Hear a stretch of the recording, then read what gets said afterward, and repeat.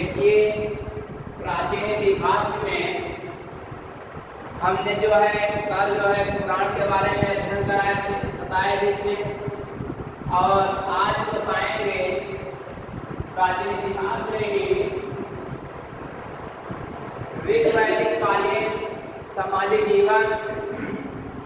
ऋग्वेद में जो ऋग्वैदिक कालीन क्रिया स्त्री रहते थे, वे कैसे रहते थे, उनका जीवन यापन कैसे होता था, क्या कहाँ रहते थे, किस जगह रहते थे, इसके बारे में मैं जो है विस्तार से वर्णन करने जा रहा हूँ।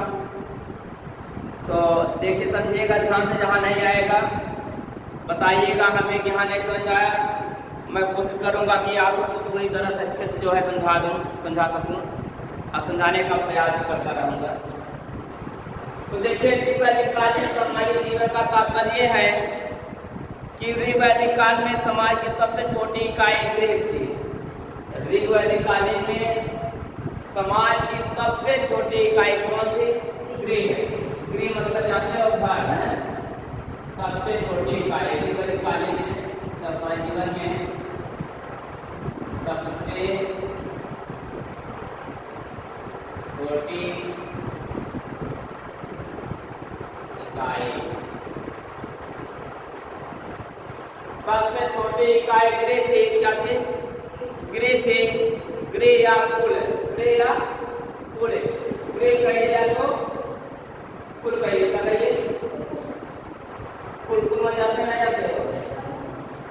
कुल मतलब ये हुआ आप किस कुल के हैं, ठीक है, पूरा वंश। कुल मतलब वंश। गृह या कुल दोनों का मतलब क्या होता है? वंश। तो ऋग्वैदिक कालीन सामाजिक जीवन नहीं, यही कुल ही है। तो हाँ, कुल वंश से संबंधित है। ऋग्वैदिक कालीन सामाजिक जीवन में सबसे छोटी इकाई गृह या कुल को मानी जाती है। गृह या कुल थी, जिसके प्रमुख को गृहपति कहते थे। जिसके मुखिया कौन होता था? गृहपति। मुखिया का नाम होता था मुखिया। गृहपति। जैसे पहले घर में मुखिया रहते थे, दादा लोग रहते थे, और दादा लोग जो कहते थे, उनका दादा को लड़का, उनका लड़का, उनके लड़के का लड़का, सभी उनकी बात मानता था। उन्हीं को कहते थे गृहपति। जो मुखिया होता था वो क्या कहते थे? गृहपति। मुखिया को जो गृहपति भी कहा जाता था, या कह सकते कुलपति। गृहपति या कुलपति। जैसे यहाँ गृह या कुल है, वैसे यहाँ आए हो जाएगा गृह या कुलपति। गृहपति या कुलपति भी कहा जाता है। हाँ, अब उसके बाद होता है जो परिवार का मुखिया और पिता होता था। इसमें ऋग्वैदिक कालीन सामाजिक जीवन में जो है सबसे छोटी इकाई गृह या कुल थी, जिसका मुखिया गृहपति या कुलपति होता था।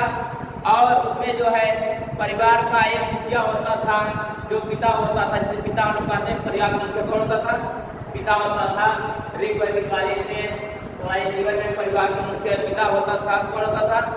पिता होते थे, और जिसका पूरे परिवार पर संपूर्ण रहता था, संपूर्ण नियंत्रण रहता था, अधिकार रहता था। परिवार जो है परिवार के मुख्य पिता होते थे, जिनका पूरे परिवार पर जो है संपूर्ण नियंत्रण रहता था, अधिकार रहता था कि कब किसको डांटना है, कब किसको क्या कहना है, किसका क्या काम है, पूरा अधिकार रहता था। पर आज जो कलयुग चल रहा है, इसमें कहते हैं नहीं, बाप का बेटवा यहाँ आइए, पापा आवत है, चले जा रहे हैं, पापा आ रहे हैं। अब बताओ, चले जा रहे हैं, पापा कहाँ आ रहे हो? कहेंगे बेटवा यही काम करेगा, पापा 1 घंटा बाद हो जाएगा काम। अब 1 घंटा बाद चला गया तो भोगो नहीं पहुँचते, समझे जाओ। तो पहले जो होता था ऋग्वैदिक कालीन में जो मुखिया होता था, घर के पिता जो होते थे, उन्हीं के अनुसार पूरे परिवार का जो नियंत्रण होता था, उन्हें पूरे परिवार चलाते थे, नियंत्रण रहता था, जो कहते थे वही करते थे।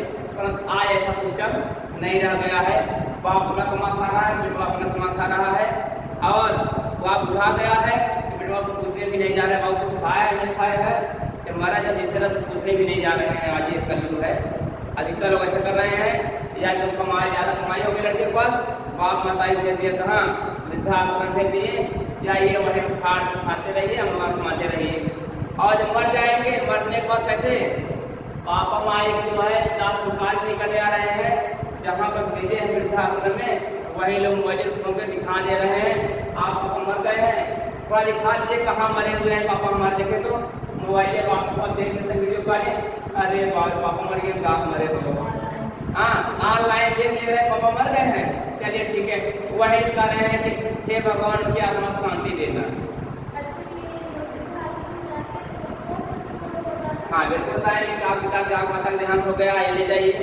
तो जो बड़े लोग कहते हैं दिखा दीजिए, आप अपना लोग कर दीजिए, आप लोग कर दीजिए काय आए दूर हम। तो कोई लोग ऐसे होते हैं तो संस्कार करने भी नहीं आते हैं। तो ऐसे कलयुग में ऐसे ढेर सारे लोग हैं, हाँ ऐसे तमाम घटनाएं सुने भी होंगे कि महतारी मर गई, बेटवा ड्यूटी पर नहीं आ रहा था, बाद में आया, आने के बाद बहुत देने के बाद आया, लेकर काम वाले कर दिए, बाद लड़का नाम वाला दाग देने आया, बस हो गया, मतलब दाग दे दिया जाए। तो पहले तो ऋग्वैदिक कालीन में ऐसे नहीं था। ऋग्वैदिक कालीन में जो पिता होता था पूरे परिवार को नियंत्रण रखता था, और उसके बाद जो है ऋग्वैदिक कालीन परिवार में संयुक्त होता था, एक संयुक्त जाता नहीं, ऋग्वैदिक कालीन में परिवार क्या होता था, इकट्ठा परिवार संयुक्त मतलब इकट्ठा,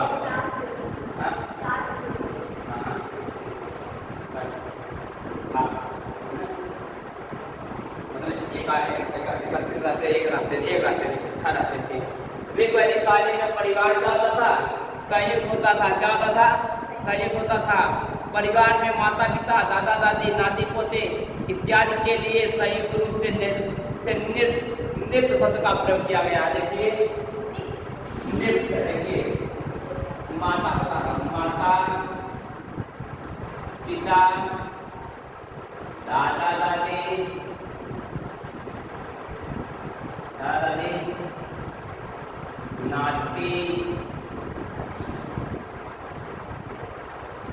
नाती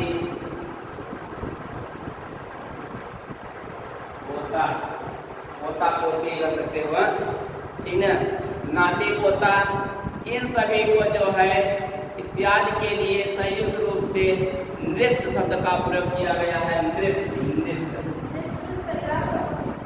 हाँ, इन सभी के लिए नृत्य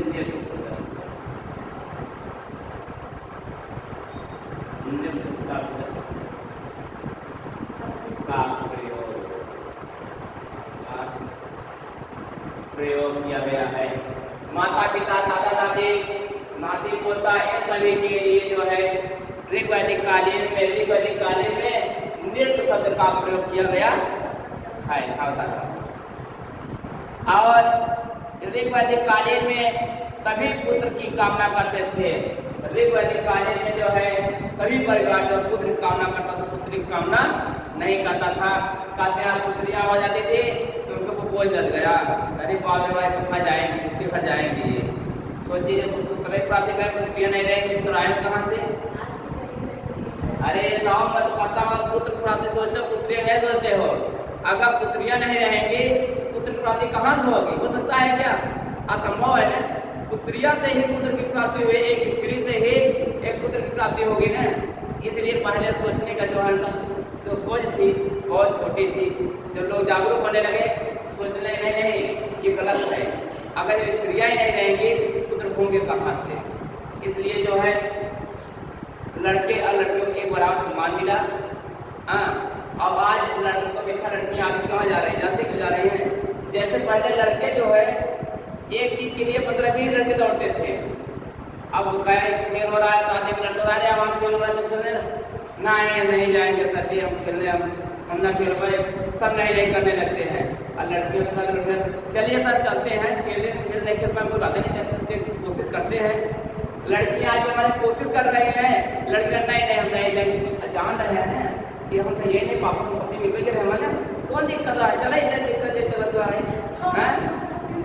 इसीलिए लड़के नहीं करने लगते हैं। जितना भी होते हैं लोग संस्था बताने लगे, लोग कहा हमने कहा चलो खेला नहीं सर, स्कूल जाना है, पेपर इतना जिस स्कूल जा रहे पेपर होना है उसका सारा आप क्या करोगे हैं, एक दिन खेलना है चलो सत्ता हो पुलिस बन जाए। इसीलिए लड़के ने बताया कि लड़के इसीलिए पीछे हो जा रहे हैं, लड़के इसीलिए आगे हो जा रहे हैं, कोई कारण नहीं है, बताया उन लोगों को। अब देखिए ऋग्वैदिक काल में स्त्रियों की दशा क्या थी।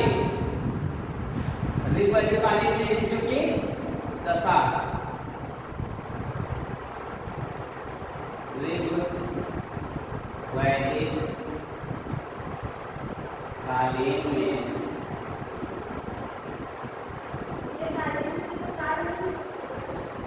ऋग्वैदिक कालीन में स्त्रियों की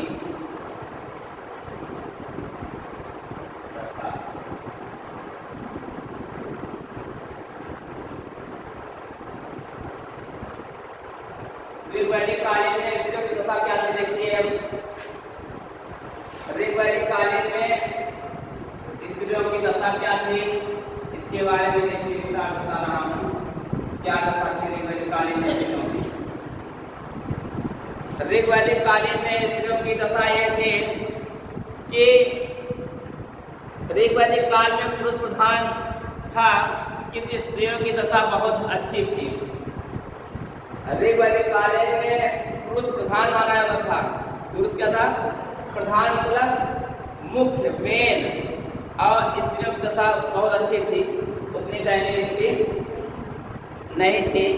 परंतु ऋग्वैदिक कालीन में स्त्रियां जो सभा और विधव में भाग लेती थी। ऋग्वैदिक कालीन में स्त्रियां सभा और विधव होता है, सभा और विदध। ऋग्वैदिक कालीन में स्त्रियां सभा और विदध, सभा और विदध का मतलब एक खेल कूद में और राजनीति में हर क्षेत्र में कर सकते हो। स्त्रियां ऋग्वैदिक कालीन में स्त्रियां जो है सभा में किसी कहीं सामूहिक चर्चाएं हो रही हैं, कहीं चुनाव प्रचार चल रहा है उसमें भाग लेते थे। विधान कहीं खेल कूद हो रहा है न, उसमें भी भाग लेते थे। ऋग्वैदिक कालीन में स्त्रियां जो सभा विधान में भाग लेती थी। कन्याओं का भी पुनः संस्कार होता था। कन्याएं जो होती थी ऋग्वैदिक कालीन में कन्याएं थी, उनका भी पुनः संस्कार होता था। ऋग्वैदिक कालीन में स्त्रियों का पुनः संस्कार होता था। ऋग्वैदिक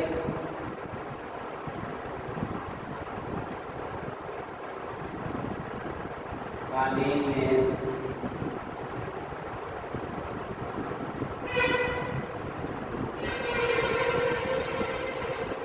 महिलाओं का उपनयन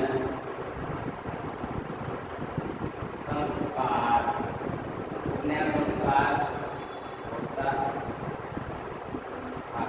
मतलब कि ये ऋग्वैदिक कालीन में महिलाओं के लिए भी पढ़ने की व्यवस्था थी कि इनको जो है पढ़ाया पर नहीं, पूरे शिक्षक चलता था। ऋग्वैदिक कालीन में कहता है स्त्रियों की दशा बहुत अच्छी थी, मतलब उनको सभा में भाग लेने के लिए कहा जाता था, नहीं रोका जाता था, और उन्हें संस्कार के लिए भी नहीं रोका जाता था। और जो है जिसके कारण वह भी पुरुषों के समान शिक्षा प्राप्त करने लगे, और जिसके कारण ही जो है उसमें संस्कार होने लगा, तो पुरुषों के समान जो है स्त्रियां महिलाएं भी जो है शिक्षा प्राप्त करने लगे। ये तो ऋग्वैदिक कालीन ही है। उसके बाद हाँ, ऋग्वैदिक कालीन में स्त्रियों का पुनर्विवाह होता था। ऋग्वैदिक कालीन में स्त्रियों का पुनर्विवाह स्त्रियों का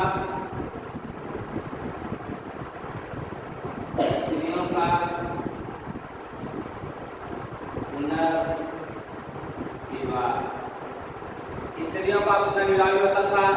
ऋग्वैदिक कालीन में स्त्रियों का पुनर्विवाह भी होता था तथा बहुपति या बहुविवाह कर सकती थी, तथा बहुपति या बहुविवाह का भी प्रश्न था। बहुपति मतलब एक से अधिक पति को रख सकती थी। बहुविवाह करने से किसी का पति मर गया है कि दूसरे के साथ अपना विवाह कर सकती थी। उसके बाद जो है ऋग्वैदिक कालीन में स्त्रियों का विवाह जो है, स्त्रियों का विवाह वयस्क होने पर होता था। ऋग्वैदिक कालीन में स्त्रियों का विवाह जो वयस्क हो जाते थे, जो क्राइटेरिया बनाया गया था, जब हो जाते थे तभी शादी किया जाता था, उसके बाद नाबालिग शादी नहीं किया जाता था। ये ऋग्वैदिक कालीन में स्त्रियों को बहुत अच्छी स्थिति मानी जाती है, स्त्रियों के बारे में माना जाता है। और उस समय न्याय प्रथा प्रचलित थी। अब ऋग्वैदिक कालीन में जो है न्याय प्रथा प्रचलित थी। अनुताय नियम कैसे करते हैं बताया लिखा हमने। और ऋग्वैदिक कालीन में जो है आजीवन कुमारी कन्याएं, आजीवन कुमारी कन्याएं जो है अमाजू कही जाती थी। क्या अमाजू? आजीवन कुमारी कन्याएं जाती थी ऋग्वैदिक कालीन में। आजीवन आजीवन कुमारी जो स्त्रियां लाती थी उसे अमाजू कहा जाता है। अमाजू कहा जाता था। मतलब कि ऋग्वैदिक कालीन में जो स्त्रियां जो थे पंडित वाला काम करते थे, महात्मा बनती थी, साधु बन जाती थी, साध्वी बनती थी। ऋग्वैदिक कालीन में साथ मिलता है स्त्रियां जो स्त्रियां आजीवन कुमारी जाती थी, वे साध्वी का काम करती थी, वे अमाजू कही जाती थी। क्या कही जाती थी? अमाजू कही जाती थी। और उस समय तमाम कुरीतियां सामने आई, ये दहेज प्रथा, पर्दा प्रथा, सती प्रथा इत्यादि में प्रचलन नहीं था। और ऋग्वैदिक कालीन में जो है तमाम तरह की प्रथाएं जो है कौन कौन था? दहेज प्रथा, दहेज प्रथा, पर्दा प्रथा,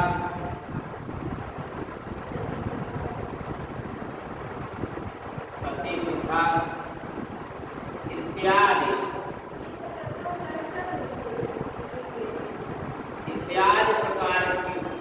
प्रकार की प्रथाएं प्रचलित में नहीं थी। ऋग्वैदिक कालीन में जो है स्त्रियों के साथ दहेज प्रथा, पर्दा प्रथा, दहेज जानते ही चल रहा है। पर्दा प्रथा जानते नहीं जानते हो क्या? जो घूंघट बढ़ जाता था ना पहले, स्त्रियां जो है कितना घूंघट किए रहती थी।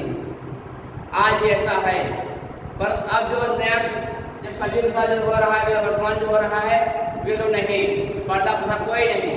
तो ऋग्वैदिक कालीन में जो है स्त्रियों को पर्दा प्रथा नहीं रहता, बात नहीं था। आप सब ये अलग दिए, कोई बात नहीं है। जिससे वर्तमान का चल रहा है कि आप सब ये रहिए, आप सही, आपका नेता सही हो, आप सही मार्ग चल रहे हो, बस सही ममेन है, कभी नहीं पूरा पढ़ के रहो, पूरा मुना रहा है। और जब चले आगे 18-20 लोग होंगे। पहले होता था ना, इतनी मोटी मोटी साड़ियाँ पहन लेती थी, आगे आप दिखता ही नहीं था। आज हुआ पुराने आइए मुठा लेती थी, ऐसे करने लगे थे, पता चला के लड़ी बाहर का ऐसा हुआ है, कुछ औरतें साथ ऐसा हुआ है कि पूरा टोटा लिए ना भाई दही दिखाओ ने आगे नहीं। अब रात को आ गए अब भगी तेजी से, हाँ सोचिए वो भगी तेजी से एक नहीं ध्यान दी, लड़के भाई। तो वैसे अभी कुछ जगह भी है ऐसा पूरा पता जो है, परंतु ऋग्वैदिक कालीन के बाद नहीं था कि आप पर्दा प्रथा करेंगे न करें, आपको शिक्षा ऊपर है, ये था। और सती प्रथा भी नहीं था। सती प्रथा मतलब ये कि किसी का पति मर गया है, उसके साथ पत्नियों को अपनाने का भी अधिकार नहीं था। ये भी ऋग्वैदिक कालीन विरोध कर रहा था। नहीं, ऋग्वैदिक कालीन ये कहा गया था किसी पत्नी का पति मर गया है, पत्नी विधवा हो गई है, उस पति के साथ पत्नी को दफनाने का कोई अधिकार नहीं है। उसके स्वयं से जिम्मेदार हो, लड़की है जो स्त्री है तो स्वयं जिम्मेदार है, वो क्या करे क्या नहीं, वो निर्णय लेने का स्वयं हकदार है। उसमें भी ऋग्वैदिक कालीन में स्त्रियों को बहुत ज्यादा अच्छा, हाँ जब बाल विवाह का सती प्रथा जब थी, जब बाल विवाह सती प्रथा होता था, जब बाल विवाह होता था तो उसमें सती प्रथा चलती थी। पर ऋग्वैदिक कालीन जब आए, उन्होंने क्या काम किए कि सभी स्त्रियों को जो है नहीं, ऋग्वैदिक कालीन में बाल विवाह नहीं था, वयस्क होने पर शादियाँ होती थी, उसके बाद शादी नहीं होती। ये प्राचीन इतिहास जाओगे, आधुनिक प्राचीन इतिहास पढ़ा ही रहे हैं प्राचीन इतिहास ग्रंथ जो बताए हुए तो बताए हैं, तो शुरू में देखो तो कुछ जगह है जो है उसमें बाल विवाह का जो वर्णन मिलता है, परंतु ऋग्वैदिक कालीन में ऐसा कहीं वर्णन नहीं है कि बाल विवाह होगा। इसलिए जो है आप इसको ध्यान देखिएगा।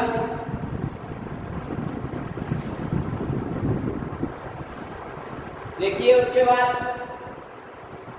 ऋग्वैदिक कालीन में स्त्रियों का जो है नामकरण हुआ था, संस्कार होता था, और क्या है कैसे दशा होती है बताया हमने।